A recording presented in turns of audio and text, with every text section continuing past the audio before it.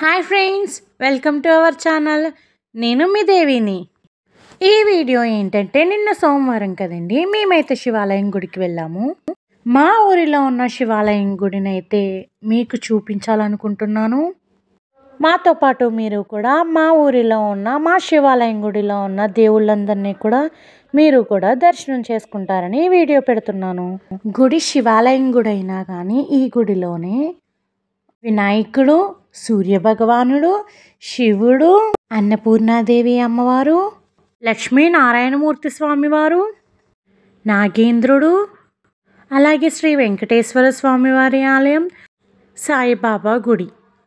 ఇవి అన్ని గుడులు, వీళ్ళందరి దేవుళ్ళు కూడా ఇక్కడే ఉంటారండి. ఈ ఆలయంలో ఉన్న ఒక్కొక్క గుడిని, ఒక్కొక్క దేవుడిని మీకు ఇప్పుడు చూపించబోతున్నాను, చూసేయండి. గుడి చుట్టూ 3 ప్రదక్షిణలు చేసిన తర్వాత ముందుగా అయితే వినాయకుడిని దర్శనం చేసుకుంటాము.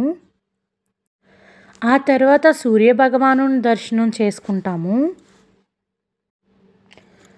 ఆ తర్వాత అయితే శివుని దర్శనం చేసుకుంటామన్నమాట.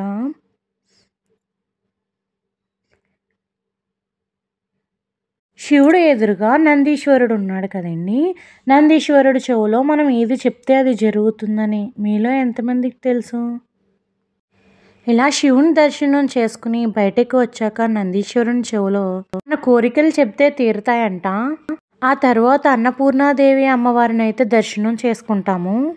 ఆ తర్వాత లక్ష్మీ నరసింహమూర్తి స్వామివారిని దర్శనం చేసుకుంటాము. అలా శివాలయం గుడి బయటికి వస్తే నాగేంద్ర స్వామి గుడి ఉంటుంది. నాగేంద్ర స్వామిని దర్శనం చేసుకుంటాము. ఇది శ్రీ వెంకటేశ్వర స్వామివారి ఆలయం అన్నమాట. ఈ స్వామివారికి ఒకవైపున శ్రీదేవి, ఇంకొక వైపున భూదేవి ఉండి మధ్యలో అయితే వెంకటేశ్వర స్వామివారు ఉంటారు. చూపిస్తాను, చూసేయండి. శ్రీదేవి అమ్మవారు అన్నమాట. శ్రీ వెంకటేశ్వర స్వామివారి ఆలయం. అటువైపున భూదేవి అమ్మవారు అన్నమాట.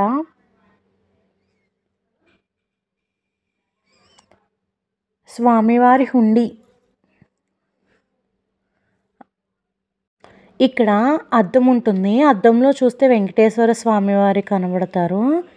చూపించాను, కాకపోతే మీకు కనిపించలేదు, నేనైతే చూశాను.